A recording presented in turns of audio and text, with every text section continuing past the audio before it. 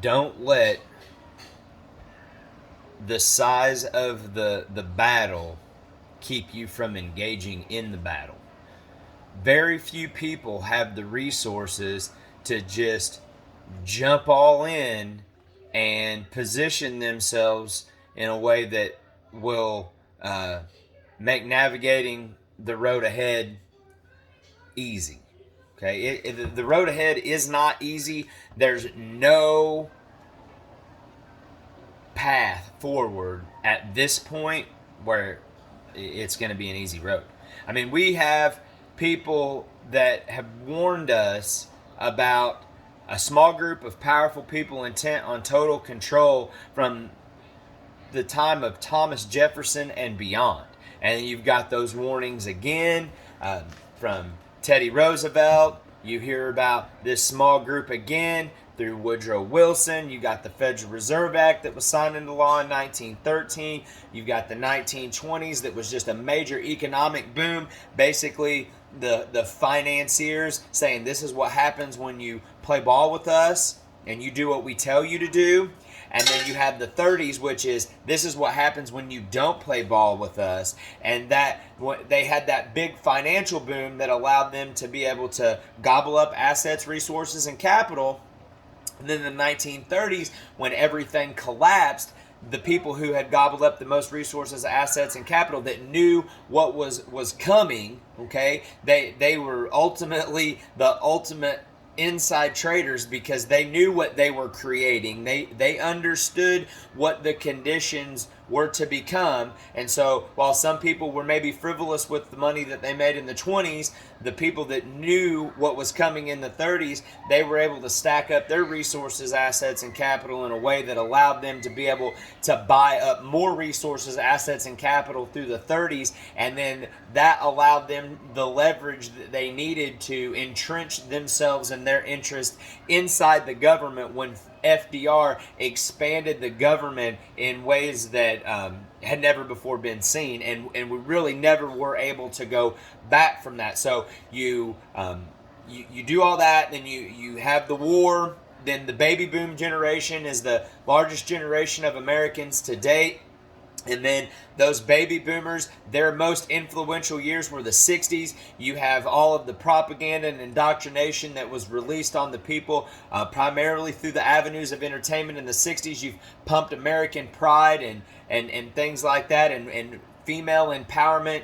And then you put people in a situation where moms and dads both have to go and get a job to be able to keep up with the Joneses. They want to be able to have the nice things that they're seeing on the television. You end up with kids that are basically being raised by the public school system, which has been designed to, according to basically operant conditioning, to reward the desires that the state wants people to have, and reward the actions that the state wants people to have, while suppressing that desire for rugged individualism and the level of independence that we need, and the desire to work together with people in an effective way, and to get out of the box. So many people have been led into a thought box that they're not even aware that they're in a thought box. They've been taught philosophical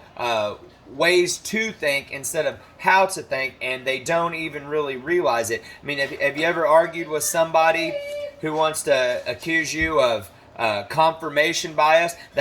You're using a source of information that validates what you're saying. People will call that confirmation bias. And then, hey, I got kids. Hey, you guys, I'm busy right now. I'm making a video. I need you to hold it down. They had ran off before I even got to them, so I probably don't have to deal with them again. But anyway, the educational system has done so much damage to people's critical thinking skills. I mean, you've got people out there, they think critical thinking just relates to science and logistics, or something along those lines. I'm sure there's more stuff that would go into that, but they think that critical thinking is limited, and they don't actually critically assess their society and how we've got to this point. Things did not come to this point by accident.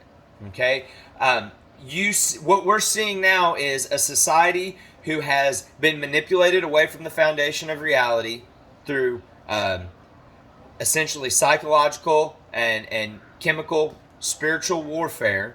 Okay, it talks about in Galatians the works of the flesh, one of which is sorcery. The root word of that is pharmakia, so a drugging. Okay, and it talks about witchcraft and sorcery and things like that people are told to avoid. And see, the avenues of entertainment have convinced people that that's fairy tale, la la land stuff like Harry Potter, and that's people that believe in the authority of God's word. Okay, they think that stuff's just fairy tales, that it's not real, but it has been applied to us. They've distorted people's perception of reality to the point through the 60s, the largest generation, and then they were able to have kids, and you look at the music and the entertainment and the boundaries that were pushed there in the 60s, and you see how that slow descent has brought us forth today. Yes, we've made progress technologically, but the state of the people's mindset and their heart has declined. Like, we're not as empathetic and kind and gentle and godly as what we could and should be. But a part of that is that the ebb and flow, the interactions that we have with one another, and the way that we influence each other. If you've got one person that has distanced themselves from the foundation of reality, and they make a choice that negatively impacts somebody that is close to the foundation of reality, but not all the way like immersed in the foundation of reality, then that person can be rocked and shaken off their core, and then the ripple impact that may have on their family, their peer group, so on and so forth, cause other people to doubt and to have a lack of faith, and who knows the full ramifications of that one person that was off the foundation of reality, maybe hopped up on drugs and killed somebody that a person who's just a genuine good person loved, and then it rocks that genuine good person and it makes them less effective. And so anyway, you come out of the 60s, you have a whole lot of people that are manipulable, and it changes the energy dynamic in the country, and it allows the people at the top of the economic structure with the opportunities to gain more power, gain more control, further destabilize, take the assets, resources, and capital that they've acquired. And one of the ways that they've acquired it is they manipulate the legislators who are going to pass the laws. The legislators don't even write the laws, okay? They have think tanks and people that write the laws, and then they bring those to the legislators who are supposed to read them, but it's kind of hard to read them when you get a 1,500-page bill and you have less than 24 hours to read it, okay? You have to pass it to see what's in it, I believe Nancy Pelosi said. Anyway, so those kind of things have been happening. You've got think tanks that are writing these bills. You've got legislators that are told, hey, you need to vote for this, or your campaign funds could dry up, or we're going to support another candidate. And so you've basically created an environment of a lot of sellouts. And it trickles itself all the way down to the lowest levels. Like, if we were to have the people actually come together and say, a lot of truckers said, you know what, we're not going to take supplies into the blue cities, into the blue regions. We're going to basically, what's the word that I'm looking for here? Do a blockade of the cities, a land blockade. We're just not going to take stuff in there. There's always going to be other people that line up to make that money. If they're going to have the carrot on the stick, it's always going to be there. If you're not principled and you're not grounded in the things that you're going after, then you're going to be easy to manipulate. If you're not standing on the foundation of reality and letting that be what guides you through this life, then you're setting yourself up to be manipulated. Our avenues of entertainment are designed to slant people's perception of the way things actually are, so that we can't form a resistance to what's being done, so that we're preoccupied. And so what I want people to start doing is forming bonds. Now, you can't just jump all in it at once necessarily. Some people may be able to, but the journey of 1,000 miles begins with a single step. Okay?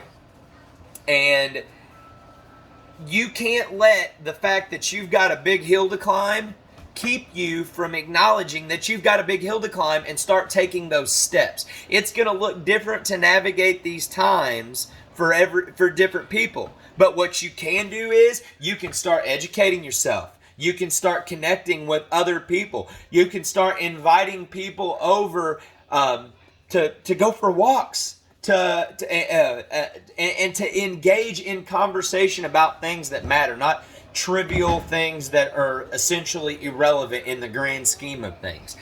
You can start going to church and getting involved and meeting people and establishing connections. I felt it really strongly on my heart to start attending this particular church. My family and I, we were planning on moving out of our house and moving deeper into the sticks. We didn't even think to consult God about it, and then we started getting some feelings in our heart. And told my wife, I said, I think we need to pray about this. And the feelings in our heart got stronger, and the signs of the times and in the environment really spoke to us and said, hey, if where you're at now can't be one for the Lord, there's not going to be anywhere for good people to hide. So I stayed here, and I have professionally, I have a background in education. And lo and behold, people come to me and say, hey, you want to start school?